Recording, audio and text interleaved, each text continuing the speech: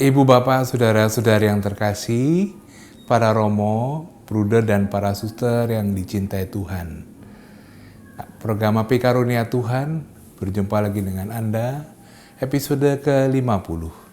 Kita akan melanjutkan pembahasan Bapak Kardinal tentang hidup Rasul Paulus, pesan-pesannya, dan tentang gereja awal. Paulus melayani Allah, menyerahkan jemaat kepada firman kasih karunia Allah. Jadi yang membangun jemaat, gereja awal adalah firman kasih karunia Allah. Dialah prinsip hidup yang mempunyai kuasa membangun jemaat. Pertama-tama bukan Paulus, karena Paulus melayani Tuhan dengan segala kerendahan hati. Paulus sadar bahwa jemaat itu milik Tuhan, bahwa dirinya hanyalah pelayan. Karena itu Paulus disebut sebagai pribadi yang merdeka. Dalam arti, dia tidak lekat pada jemaat, dia melulu hanya melayani dan mengasihi Tuhan. Suatu gambaran jemaat awal yang bisa kita teladani hingga sekarang. Karena itu, selamat mendengarkan, selamat merenungkan, dan selamat berdoa.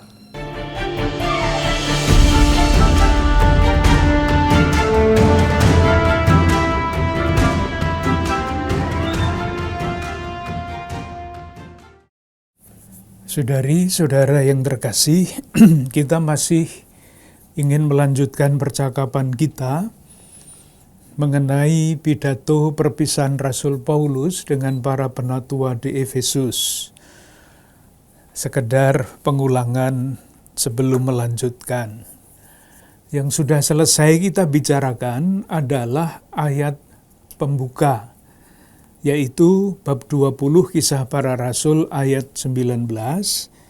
Itu sudah kita bicarakan selesai. Dengan segala rendah hati aku melayani Tuhan. Dalam pelayanan itu aku banyak mencucurkan air mata.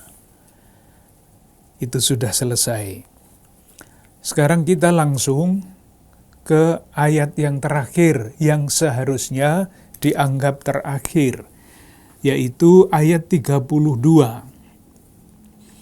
Dan sekarang aku menyerahkan kamu kepada Tuhan dan kepada kasih karunia-Nya yang berkuasa membangun kamu dan menganugerahkan kepada kamu bagian yang ditentukan bagi semua orang kudus yang dikuduskannya. Kita pernah mengatakan bahwa ayat ini seharusnya adalah atau sebenarnya adalah penutup. Dan sesudah penutup, sabda seperti itu atau kata-kata seperti itu biasanya langsung diucapi berkat. Seperti halnya kalau kita perayaan Ekaristi, Ekaristinya ditutup dengan berkat. Demikian juga khotbah perpisahan ini biasanya ditutup dengan khotbah. Kalau mau melihat salah satu contoh khotbah itu, ada di dalam, penutup berkat itu ada di dalam surat kepada orang Roma, bab 16, ayat 25. Ini kalimatnya panjang, tetapi bisa dibaca bagian yang penting. Ayat 25, bagi Dia yang berkuasa menguatkan kamu.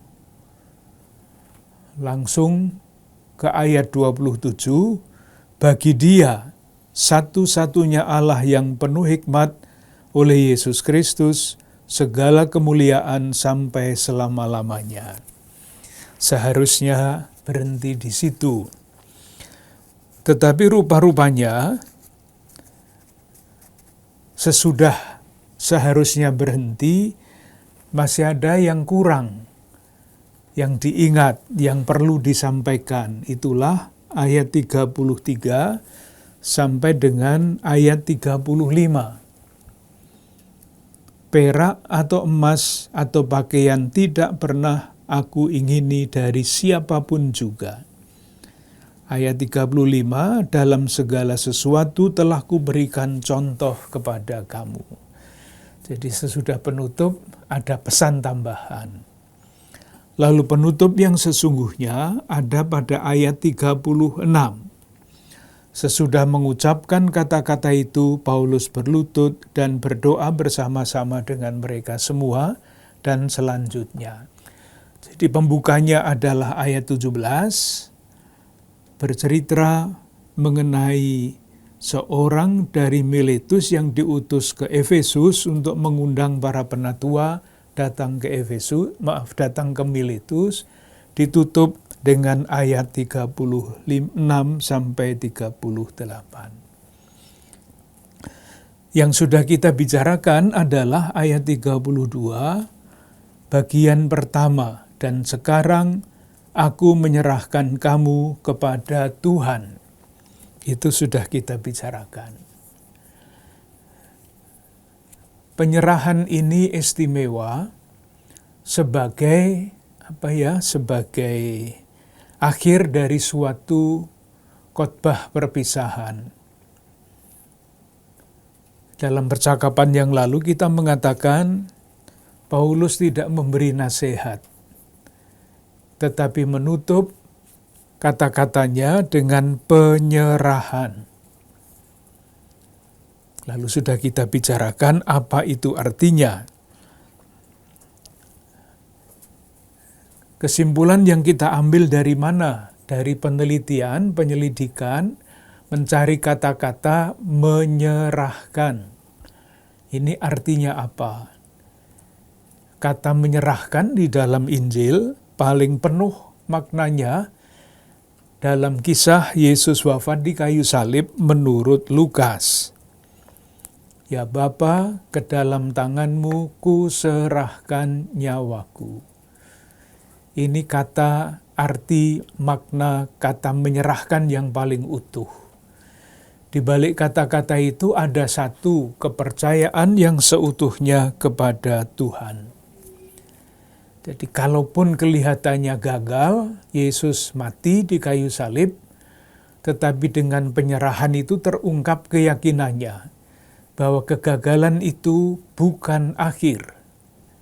Allah tidak akan pernah rencananya gagal. Penyerahan seperti itu terungkap juga di dalam kata-kata itu, aku menyerahkan kamu kepada Tuhan, yang sudah berkali-kali kita sebut ketidakterikatan Rasul Paulus dengan jemaatnya.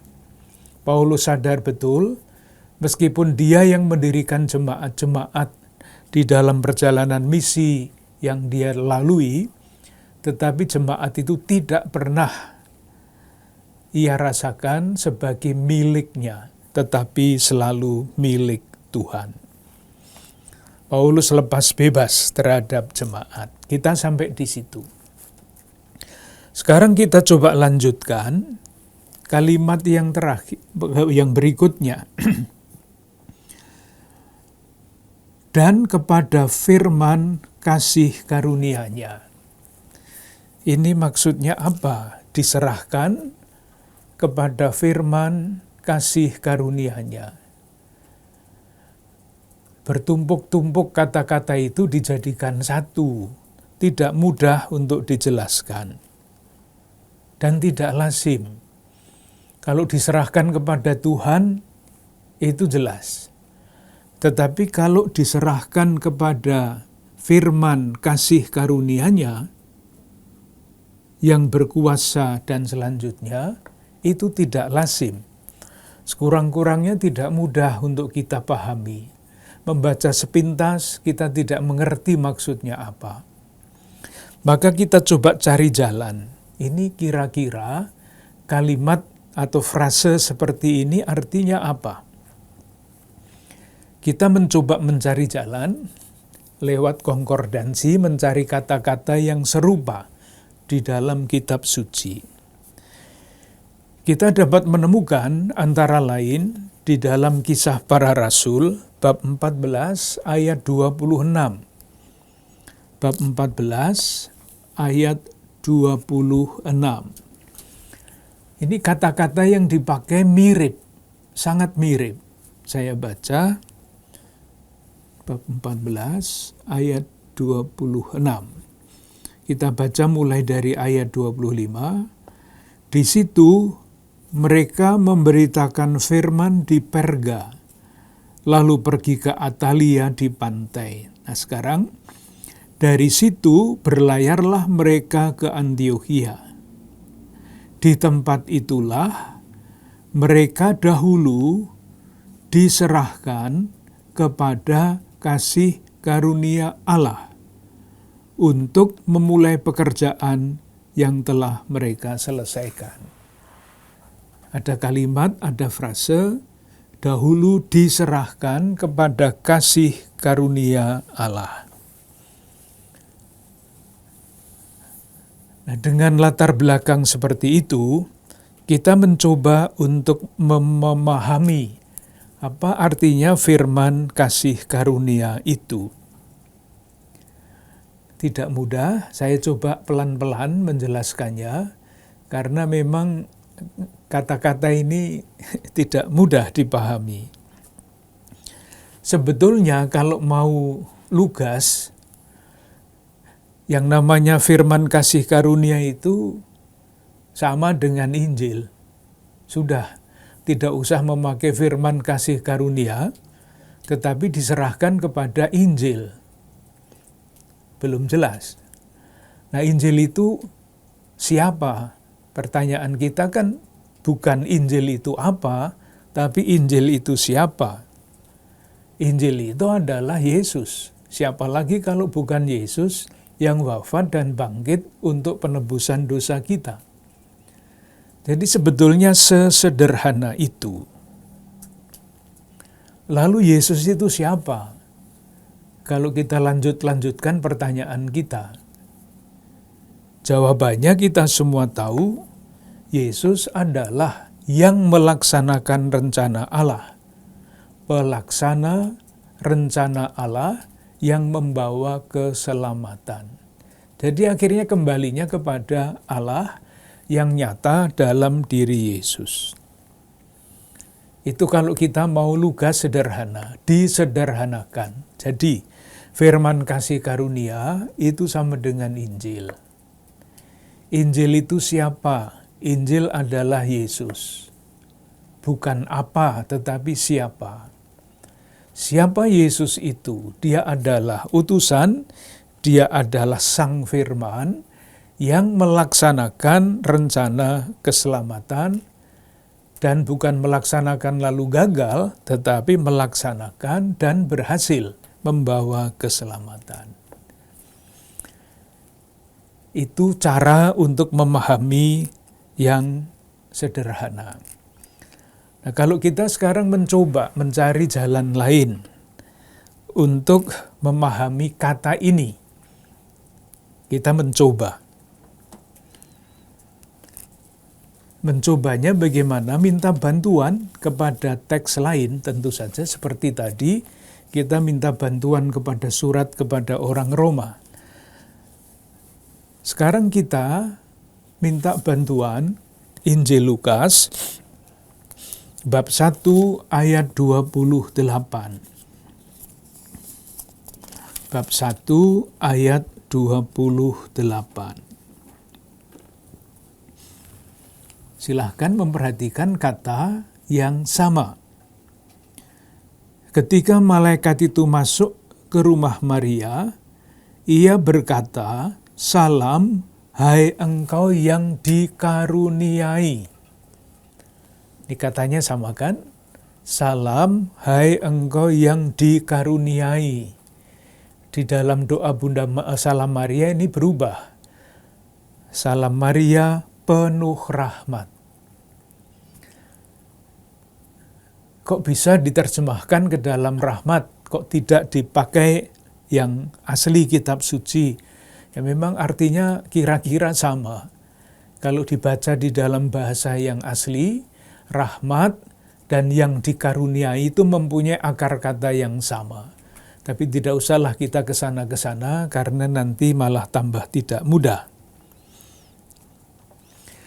Dengan dikatakan, hai engkau yang dikaruniai, itu artinya apa? kita kembali untuk membaca salam kepada Bunda Maria ini dengan penjelasan yang tadi kita coba gali dari kata firman kasih karunia itu siapa, Yesus itu siapa, dan sebagainya. Nah, kalau kita membaca Injil Lukas bab 1 ayat 28, Maria yang dikaruniai itu artinya adalah dia yang dilibatkan di dalam karya keselamatan Allah secara penuh. Moga-moga saya tidak membingungkan. Atau saya ulang lagi, moga-moga tidak tambah susah. Jadi tadi kan yang firman kasih karunia itu apa? Atau siapa? Kasih karunia itu apa? Injil. Injil itu siapa? Yesus. Yesus itu siapa? Yesus adalah dia yang melaksanakan karya keselamatan Allah. Itulah firman kasih karunia Allah. Melaksanakan karya keselamatan Allah. Kalau Bunda Maria disapa dengan hai engkau yang dikaruniai, kita ambil dari penjelasan yang tadi, artinya dengan salam ini Bunda Maria dilibatkan penuh di dalam karya keselamatan Allah. Itu artinya dikaruniai. Jadi bukan pertama-tama mendapat berkat ini, berkat itu juga, tetapi pertama-tama, hai engkau yang dikaruniai adalah engkau yang dilibatkan di dalam karya keselamatan Allah. Moga-moga sedikit lebih jelas. Kalau belum jelas, kita akan minta bantuan lagi kepada teks yang lain. Jadi kita ini sedang mencoba memahami kata-kata Rasul Paulus yang menyerahkan penatua kepada firman kasih karunia Tuhan. Kita minta bantuan Rasul Paulus. Kita baca 2 Korintus bab 6 ayat 1 sampai 2. 2 Korintus bab 6 ayat 1 sampai 2.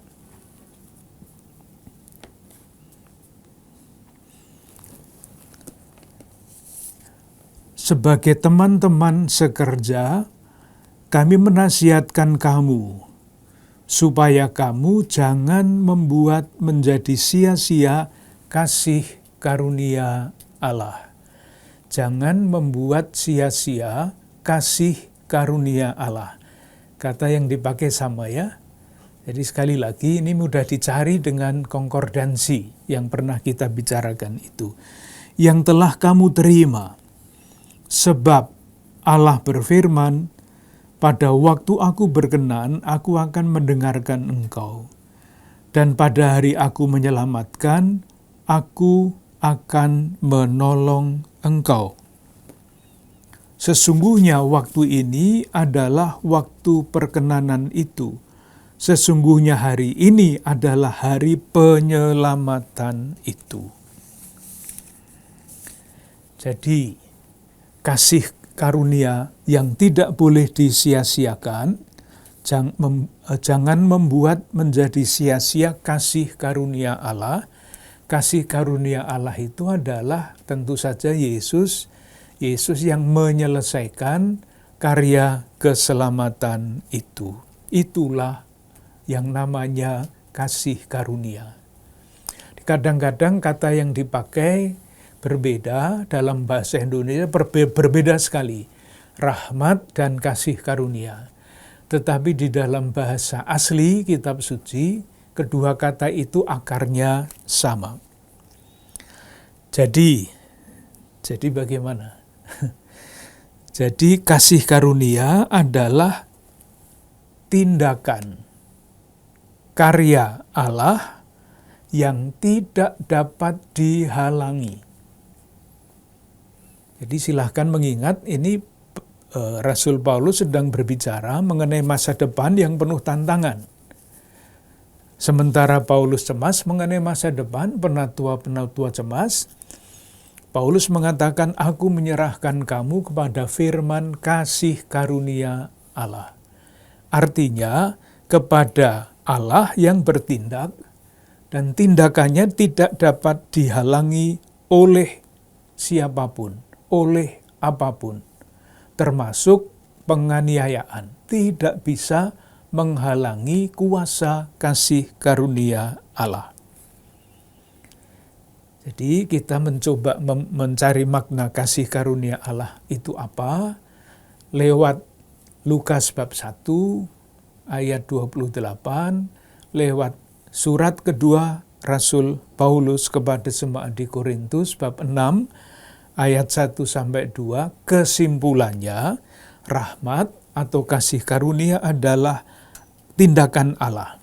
Atau mungkin lebih tepat, Allah sendiri yang tindakannya tidak dapat dihalangi oleh siapapun, oleh apapun, tidak tergantung dari usaha manusia. Moga-moga tidak berbelit-belit. Saya tahu ini tidak biasa, tetapi kalau kita membaca kitab suci, di kelas-kelas kitab suci caranya seperti itu. Kalau kita ingin mendalami suatu kata, dicari ayat-ayat yang memuat kata yang sama. Dipelajari masing-masing, lalu bersama-sama disimpulkan. Nah, kesimpulan kita itu tadi, rahmat, kasih karunia adalah Allah sendiri yang tindakannya tidak dapat dihalangi oleh siapapun, dan keberhasilan itu bukan usaha manusia. Itu firman kasih karunia. Kita melangkah satu langkah maju lagi. Kita mencoba memahami lebih lanjut. Tadi itu kan semacam rumusan faham ya, semacam definisi, rumusan, konsep. Nah, sekarang pertanyaan berikutnya adalah, konsep itu di dalam kehidupan bentuknya apa? Jadi di dalam kehidupan seorang rasul, di dalam kehidupan seorang beriman, kalau orang yang dipercayakan atau mempercayakan diri kepada firman kasih karunia itu, hidupnya seperti apa? Moga-moga jelas langkah maju ini. Tadi kita memahami kasih karunia, sekarang konkretnya bagaimana? Orang yang percaya kepada kasih karunia Allah. Pada ayat 35, Paulus menyatakan sebagai contoh, maka kita lihat Paulus yang menampilkan diri sebagai teladan, percaya kepada kasih karunia itu hidupnya seperti apa. Kita coba lihat. Surat yang sama, 2 Korintus bab 6.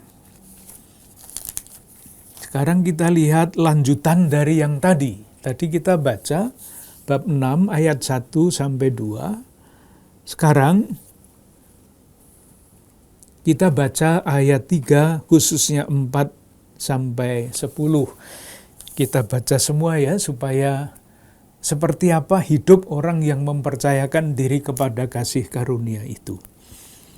Ayat 3. Dalam hal apapun, kami tidak memberi sebab orang tersandung, supaya pelayanan kami jangan sampai dicela. Nah, sekarang sebaliknya,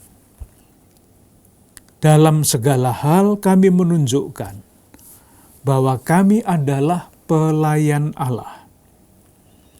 Ini hidup yang mempercayakan diri kepada kasih karunia Allah itu rumusannya seperti itu. Dalam segala hal kami menunjukkan bahwa kami adalah pelayan Allah. Apa artinya pelayan Allah?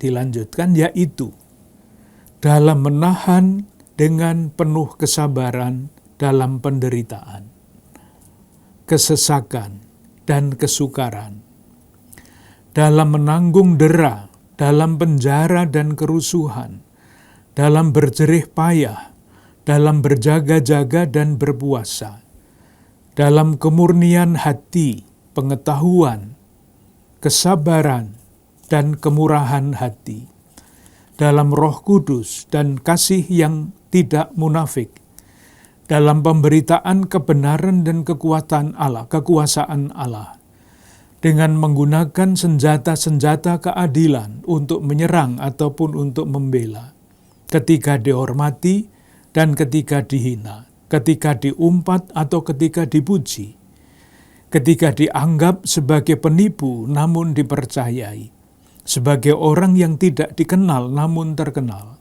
sebagai orang yang nyaris mati dan sungguh kami hidup, sebagai orang yang dihajar namun tidak mati, sebagai orang berduka cita namun senantiasa bersuka cita, sebagai orang miskin namun memperkaya banyak orang, sebagai orang tak bermilik, sekalipun kami memiliki segala sesuatu. Rumusannya seperti itu. Jadi, orang yang dikaruniai, yang percaya atau yang dipercayakan kepada kasih firman kasih karunia Allah, seperti itu contohnya, seperti Paulus. Buah kepercayaan itu adalah hidup duniawi, maksud saya bukan bersemangat duniawi ya, hidup di dunia yang diwarnai dengan segala macam tantangan, tetapi dihayati dengan sukacita. Sekali lagi, sukacita tidak sama dengan kesenangan. Sukacita itu buah kuasa iman bahwa kasih karunia Allah itu tidak akan pernah gagal.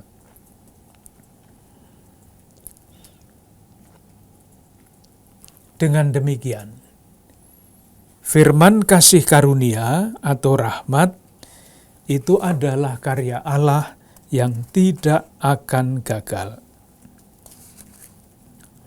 Nah, hidup di dalam kasih karunia adalah hidup di dalam segala macam situasi kehidupan pelayanan yang sebagian besar itu tantangan dan rintangan, tetapi dengan gembira,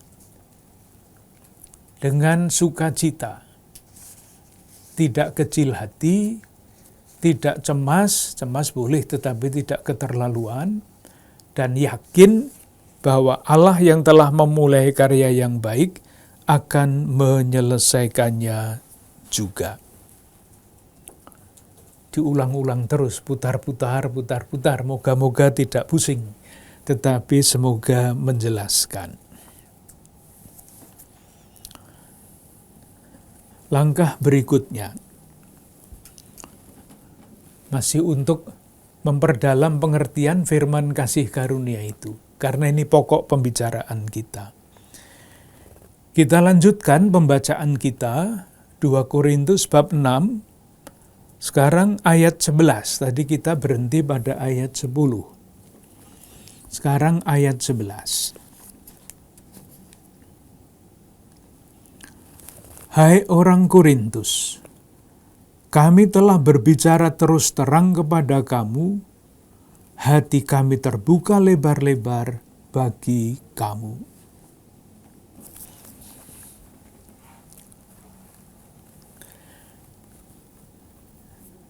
Ini kira-kira ditulis di dalam rangka apa? Untuk menyatakan bahwa sebagai rasul, dia sudah mewartakan rahmat. Pengalaman rahmat itu dia ceritakan dari ayat 4 sampai dengan ayat 10.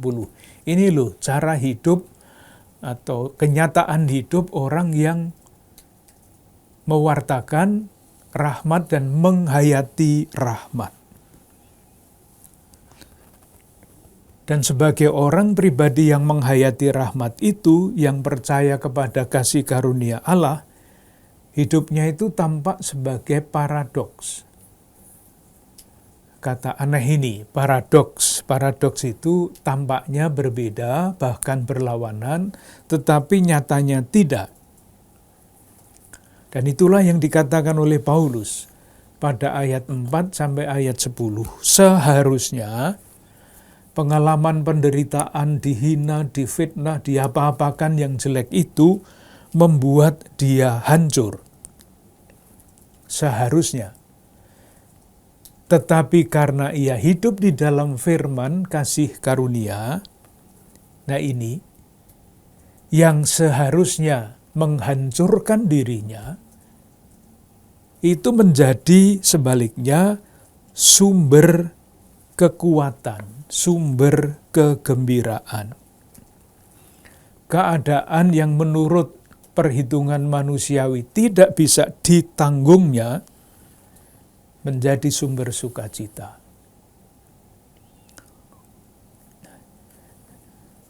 Ini tentu saja ajaran iman. Nanti kalau kita sudah sampai kepada kehidupan kita pasti mengalami berbagai macam dinamika ketika kita menderita. Apakah kita berani langsung mengatakan, aku bersukacita di dalam penderitaanku? Kan tidak. Ini adalah proses panjang, dasarnya adalah iman. Kalau dasarnya bukan iman, sekedar kekuatan manusiawi, entah namanya motivasi, entah namanya apa, tidak akan sampai ke situ. Dasar dari hidup paradoks seperti ini, bersukacita di dalam kesusahan, tegar di dalam pengalaman ketika kita jatuh, itu adalah pengalaman iman. Iman akan kuasa kasih karunia Allah. Nah, di dalam semangat seperti itu, di dalam keyakinan dan bukan hanya keyakinan ya, tetapi di dalam pengalaman hidup seperti itu, Paulus menyerahkan para penatua Efesus kepada firman kasih karunia-Nya. Kembali lagi, kalau mau kita ulang-ulang, kenapa Paulus menyerahkan penatua di Efesus itu kepada firman kasih karunia? Kita urutkan lagi gagasannya. Paulus tidak akan lagi menyertai jemaat itu. Tidak akan. Sementara musuh-musuh yang menolak pewartaan semakin banyak.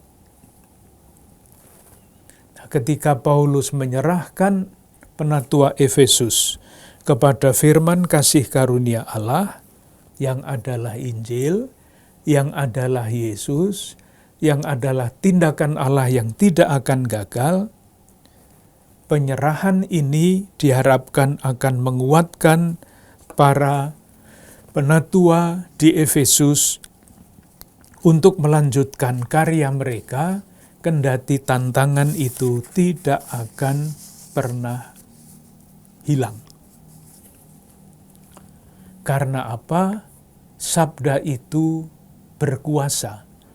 Sabda itu bertindak sendiri. Mungkin kata-kata itu perlu didukung dengan ayat-ayat kitab suci. Kita coba lihat. Kisah Para Rasul, bab 6 ayat 7. Kisah Para Rasul, bab 6 ayat 7. Saya baca. Firman Allah makin tersebar. Ini firman Allah makin tersebar.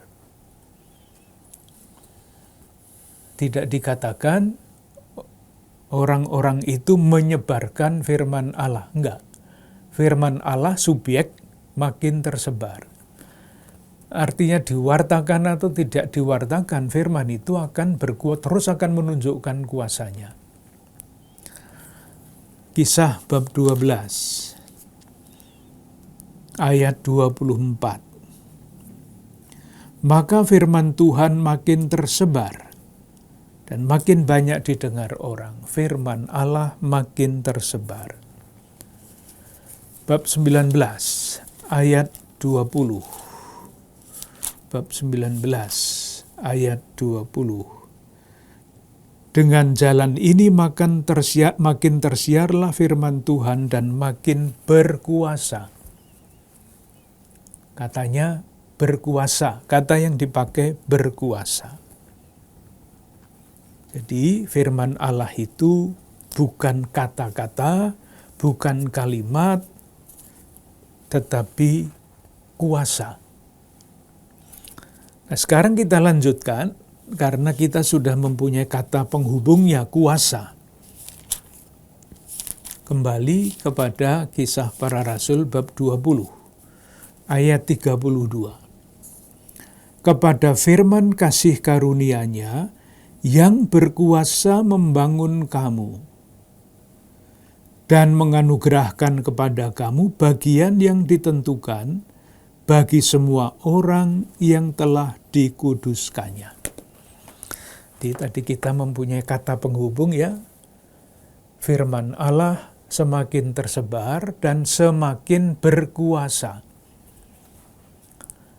Kata kuasa itu diulang, kita temukan lagi pada kalimat ayat 32 ini. Kepada firman kasih karunia-Nya yang berkuasa membangun kamu.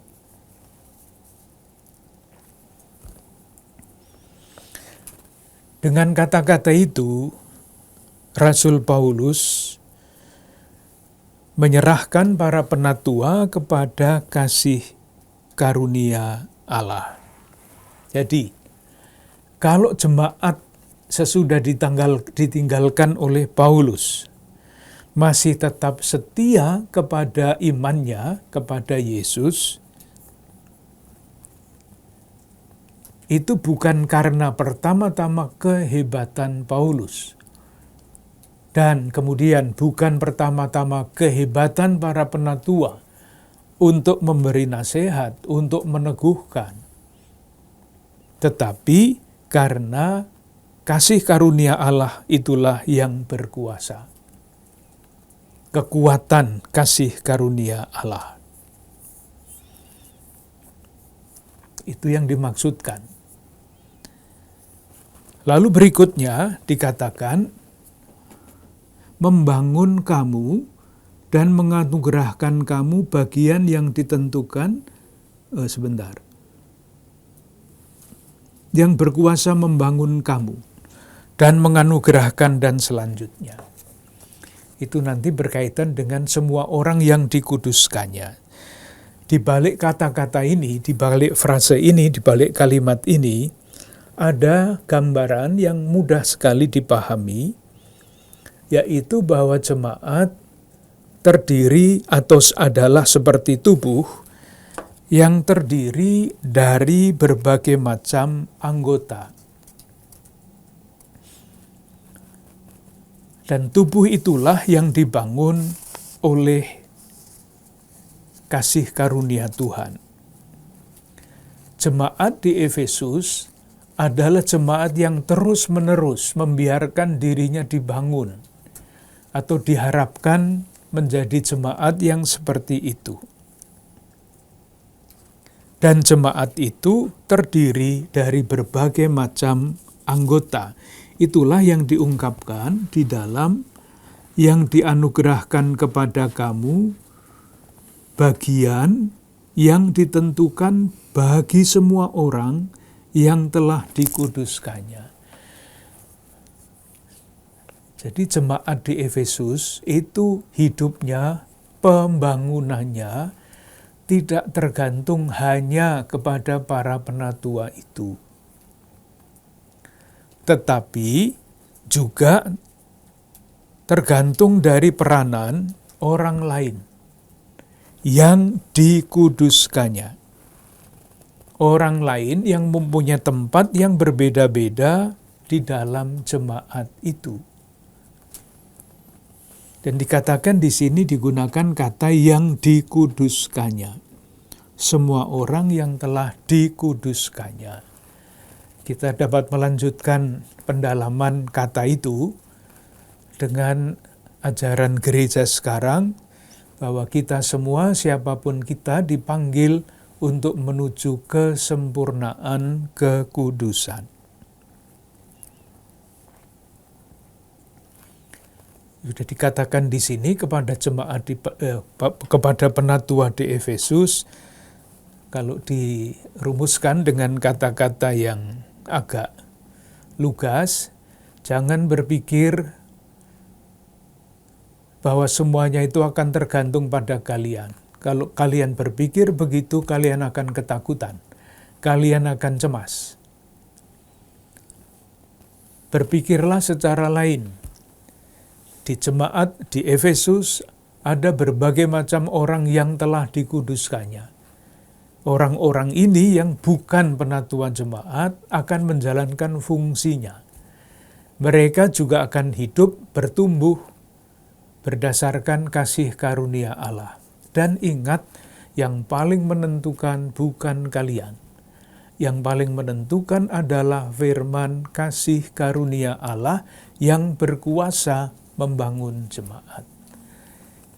Kalau Lukas dengan kata-kata yang sederhana, nasihatnya seperti itu.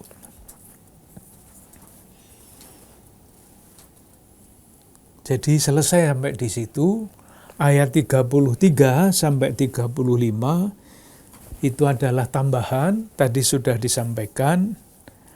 Paulus menampilkan diri lagi sebagai contoh kepada kamu untuk menunjukkan bahwa kalau dia omong, dia menyampaikan kata-kata perpisahan karena dia yakin bahwa dirinya bersih.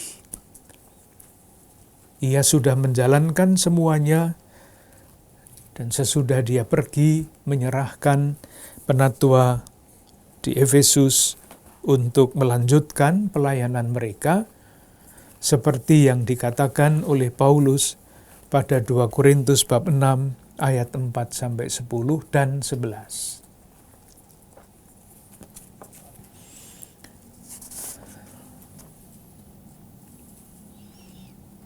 Ya.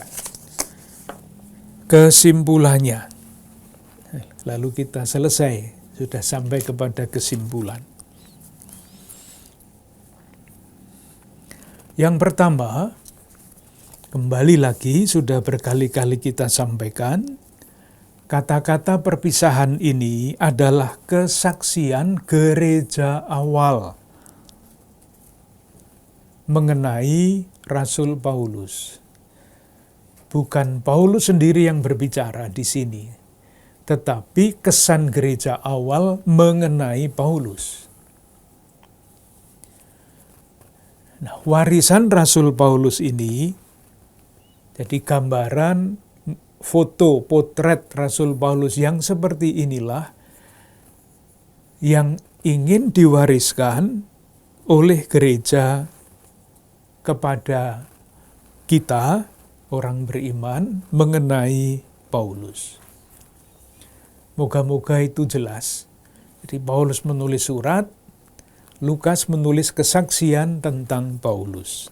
Apa yang menjadi inti kesaksian hidup ini?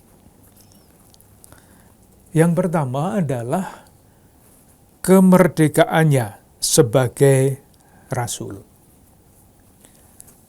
Jadi dia tidak terikat kepada jemaat.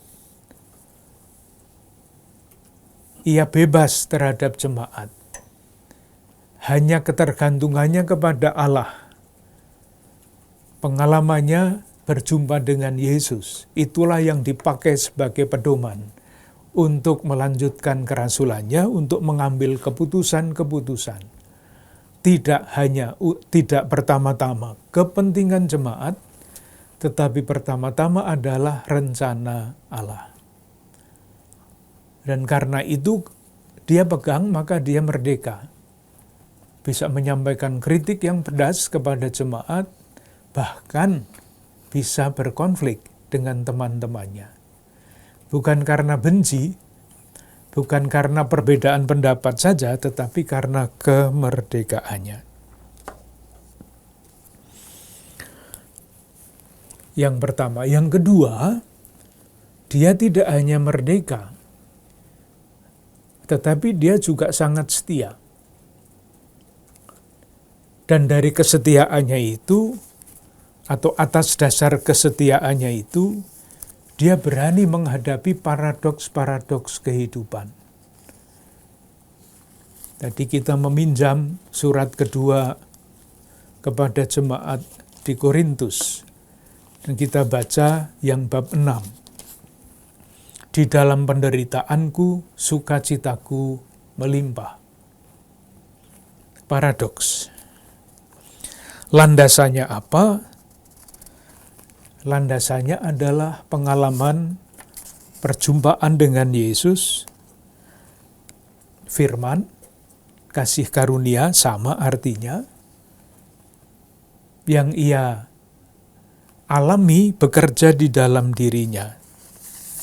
Bekerjanya bagaimana? Ia memenangkan dirinya. Memenangkan itu artinya dia dulu penganiaya Yesus, penganiaya jemaat, lalu menjadi pewarta Injil.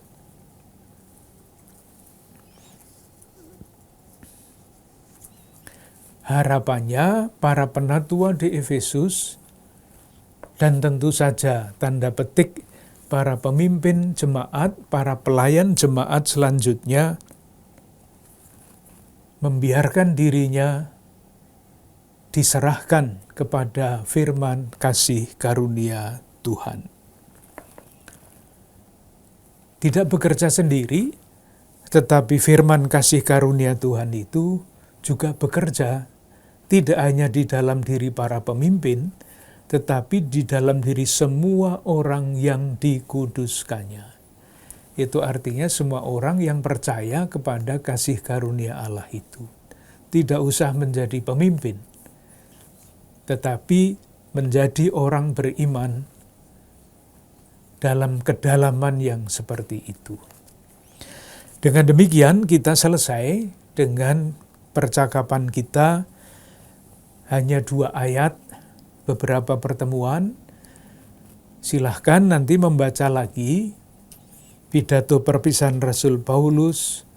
Moga-moga mendapat inspirasi yang lebih dalam lagi dari pembacaan pribadi itu. Nanti dalam percakapan berikutnya kita akan masuk ke bagian yang lain, merenungkan beberapa bagian dari Injil Yohanes. Terima kasih.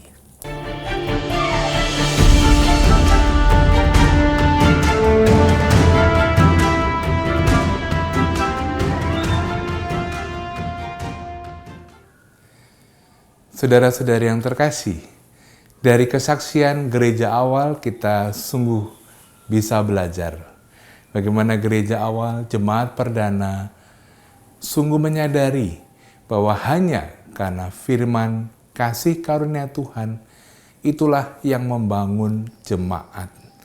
Doa, pesan Paulus kepada para penatua, pada para jemaat, menggambarkan kesaksian hidup mereka. Hidup mereka dibangun karena firman kasih karunia Allah. Mari kita pun bertekun, jemaat, komunitas, paroki, gereja, apapun itu, kita bertekun dalam firman kasih karunia Tuhan. Semoga hati kita terbuka, komunitas kita terbuka, gereja kita terbuka pada sapaan firman kasih karunia Allah, dan dengan itu kita bertumbuh berkembang di dalam kasih-Nya. Kita mohon berkat Tuhan. Semoga saudara-saudari sekalian beserta keluarga dan komunitas senantiasa dibimbing, dilindungi, dan diberkati oleh Allah yang Maha Kuasa, Bapa, Putra, dan Roh Kudus. Amin. Sampai jumpa, terima kasih.